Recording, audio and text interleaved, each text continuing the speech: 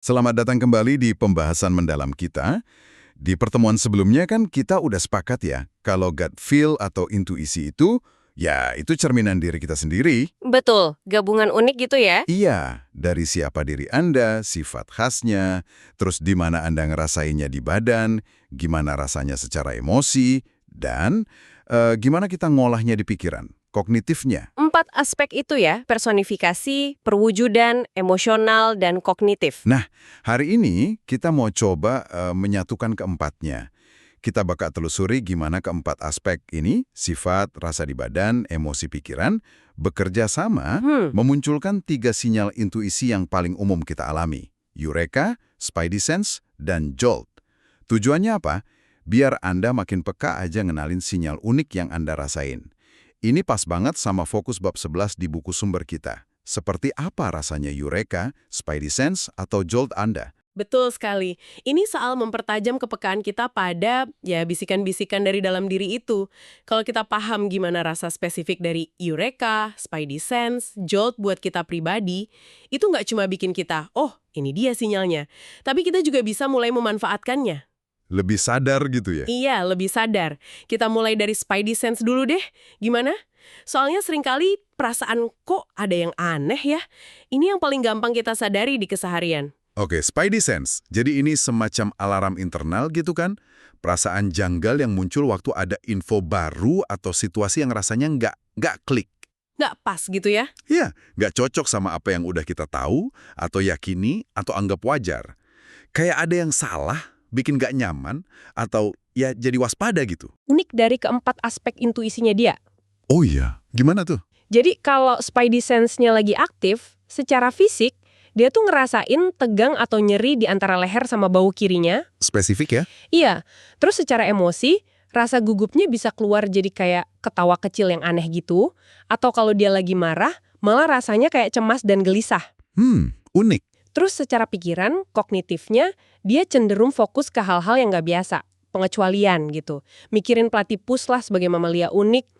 Dan ini semua nyambung ke sifat dasarnya, personifikasinya, yang emang peka banget sama dinamika sosial, tapi anehnya cuek sama politik. Nah itu sidik jari Spidey Sense-nya dia. Menarik banget contohnya. Dari pengalaman penulis sama kolega seniornya, si Richard ini ya. Richard minta tolong penulis buat ngerjain tinjauan literatur yang gede banget buat proyek barunya. Ya, Permintaan ini langsung bikin Spidey Sense penulis nyala. Kenapa? Ya karena tugas kayak gitu harusnya dikerjain Richard sendiri, atau ya asisten risetnya lah, bukan kolega setara. betul. Rasanya nggak sopan dan ya aneh aja gitu. Nah, kejanggalan itu makin kuat pas penulis terlibat di sidang disertasi mahasiswi PhD namanya Carla. Tiba-tiba aja, si Richard ini nyerang disertasi Carla. Wah, Dia mempertanyakan validitas data yang Carla kumpulin sendiri. Padahal data itu krusial banget, bisa bikin Carla nggak lulus dan batal dapat kerjaan. waduh. Nah, di situ penulis keinget Richard ini sebelumnya pernah minta materi dari Carla buat presentasinya dia. Ini nih benturan klasiknya. Apa yang terjadi, perilaku Richard itu nggak cocok banget sama pemahaman dasar si penulis, priorsnya tentang etika akademik, plus pengalamannya sendiri sama Richard. Wah, situasi yang pelik banget ya. Di satu sisi, ada insting kuat bilang ada yang nggak beres. Harusnya bela Carla. Di sisi lain, ada risiko gede kalau ngelawan Richard yang punya kuasa gitu. Tepat. Dilema kan? Tapi penulis milih dengerin Spidey Sense-nya. Dia ngerasain kombinasi gugup sama marah yang jadinya cemas dan gelisah. Itu emosionalnya. Hmm, Terus rasa tegang di leher kirinya makin kenceng. Itu perwujudannya. fisiknya ya. Muncul firasat buruk kalau Richard ini jangan-jangan mau ngeklaim atau nyabotase kerjanya Carla. Itu kognitifnya. Akhirnya di sidang itu penulis ambil tindakan. Dia proaktif ngebela Carla, dijelasin detail validitas data Carla di depan semua penguji. Jadi Richard nggak bisa nyerang lagi. Iya, jadi Richard nggak punya celah buat nyerang lagi. Gila, contoh yang kuat banget ya, gimana Spidey Sense bisa jadi semacam pelindung gitu. Nah, kalau Anda sendiri nih, pendengar, pernah nggak ngerasain alarm internal kayak gitu? Coba deh ingat-ingat, kapan terakhir kali ngerasa ada sesuatu yang nggak beres? Waktu itu, rasanya di badan gimana? Mungkin perutnya mules, atau dada sesek, bahu tegang? Bisa jadi. Terus emosi apa yang paling kuat? Cemas, curiga, Marah. Biasanya sih nggak enak ya rasanya, valensi negatif. Tapi tingkat gregetnya bisa beda-beda. Ada yang bikin panik, gairah tinggi, ada yang cuma bikin gelisah samar-samar, gairah rendah. Iya, levelnya beda-beda. Terus, pikiran apa yang muncul? Langsung fokus ke risiko, atau keingat pengalaman buruk di masa lalu, atau mungkin sifat Anda yang mana yang jadi lebih dominan?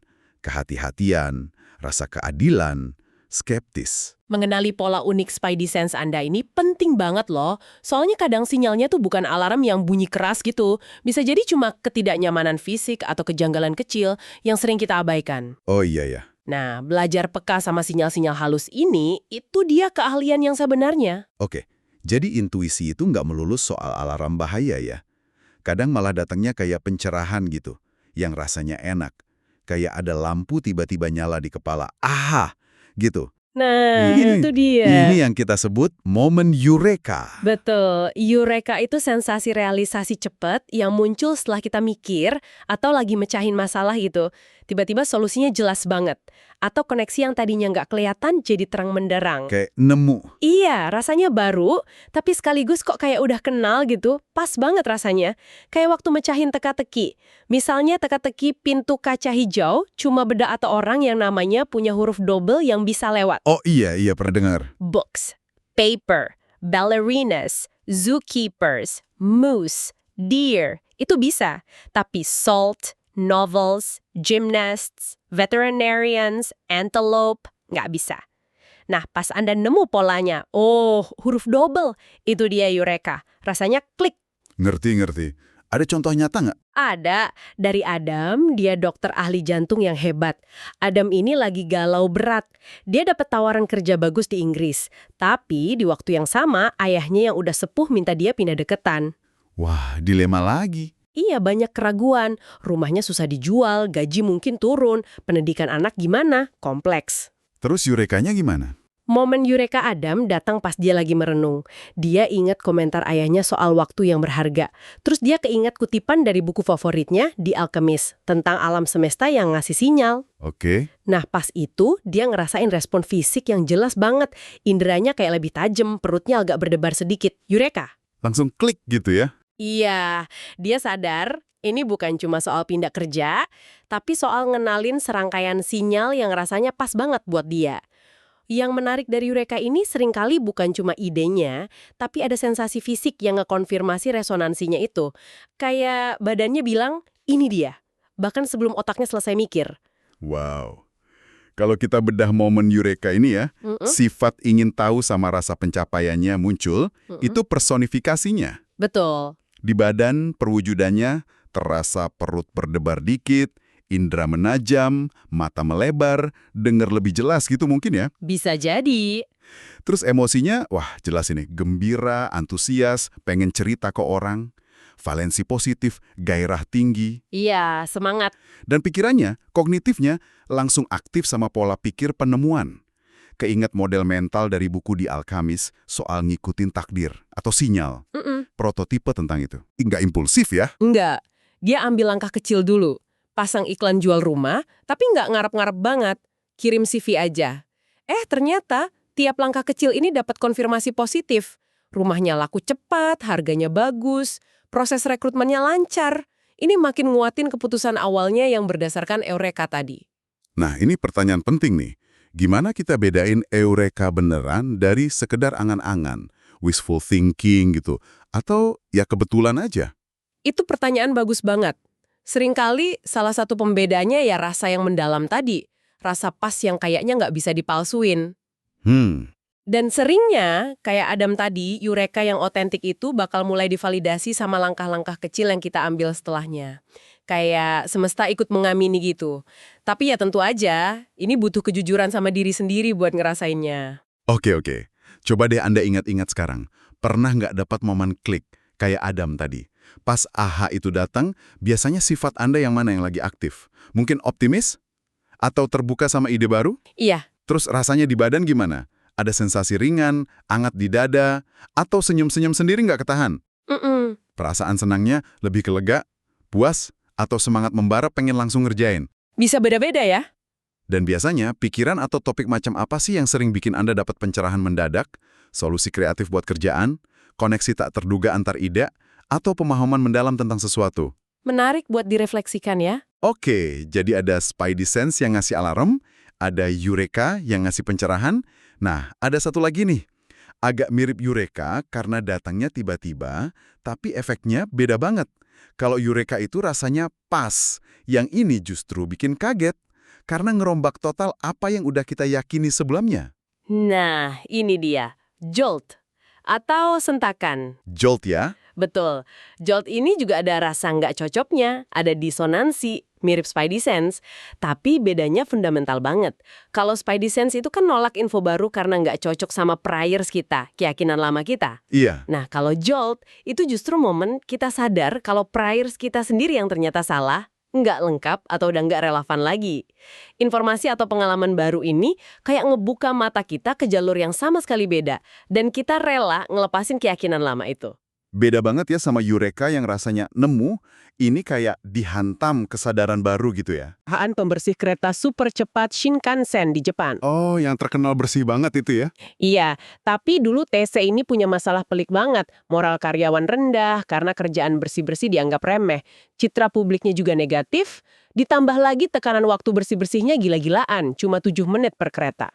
7 menit. Wah, Nah, jolt yang dialami Yabe tuh datang dari satu kesadaran mendadak. TC itu bukan perusahaan kebersihan, TC adalah perusahaan hospitality, keramah tamahan. dak. Gitu ya pasti ya? Iya, kesadaran ini ngubah segalanya. Ini bukan sekedar ide baru, tapi pergeseran paradigma total buat dia dan perusahaannya. Coba kita bedah Jolt TAB ini pakai 4 aspek tadi. Secara sifat, personifikasinya, mungkin awalnya ada penolakan risiko ya, ragu-ragu. Tapi terus muncul keterbukaan yang radikal. Betul. Di badan, perwujudannya, dia ngerasain sensasi bergejolak yang intens di perut. Kayak ada yang terguncang dari dalam. Perasaan mendalam gitu ya. Iya. Terus emosinya, emosionalnya pasti campur aduk. Kaget, nggak percaya, mungkin sedikit cemas di awal. Tapi cepat berubah jadi rasa urgensi dan tekad kuat buat berubah. Gairah tinggi, valensinya bisa geser dari negatif ke positif. Dari shock jadi semangat ya. Terus secara pikiran, kognitifnya, ini yang paling kelihatan. Terjadi pergeseran fundamental. Fokus dari efisiensi bersih-bersih jadi pelayanan pelanggan. Cara pandang karyawan dari pekerja nggak kelihatan jadi duta merek.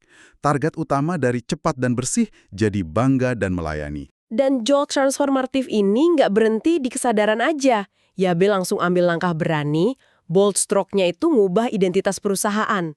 Terus diikuti upaya berkelanjutan, long march-nya. Seragam diganti merah cerah biar kelihatan, biar bangga.